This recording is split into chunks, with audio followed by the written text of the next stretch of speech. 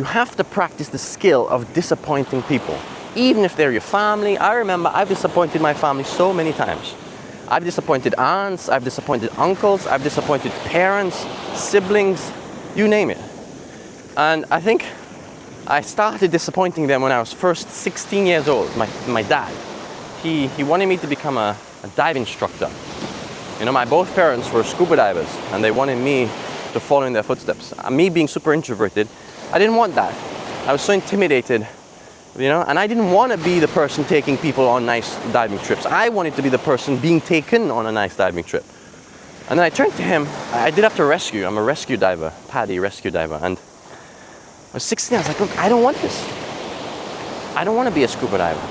It's not something I want to do long term. It's exhausting. I'm going to have to be fake for 8 hours a day. I'll have to put on a mask and smile with people who I don't enjoy spending time with. Why? I don't want that. That's not for me. And it's interesting because they wanted me to become a diver, but they never once went on a single dive trip with me. I'm telling you, bro, you have to develop that skill of being able to disappoint people. You know, especially when their actions don't map to their ambitions or what they want ultimately. Like they wanted me to become a scuba diver, but it's like they never went with me scuba diving ever. You know? And then with my aunts and uncles, they would push me so much to go to college, get a degree. They didn't have the life I wanted. Why would I? And I remember I was so much into self-help and personal development. I was listening to these people, and it would make sense. They were like, don't listen to people who do not have the life you want.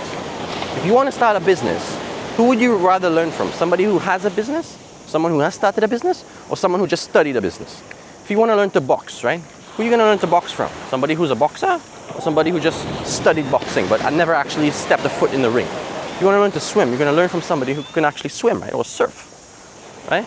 Why would you learn some business from someone who's never had a business? It just doesn't make sense, right? Like, if that's not a scam, I don't know what is. So I would hear my family, and they'd be like, yeah, you need to go to college and study this and do that. I'm like, okay, the best case scenario, I do these things. What? Like, okay, did you go to college? They're like, yeah, I went to college. I'm like, how did that work out for you? How did your program work out for you?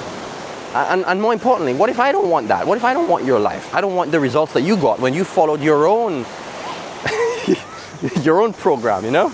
It's like I don't want that. I want more out of life. And then it got to a point where they even said to me, you're nothing special.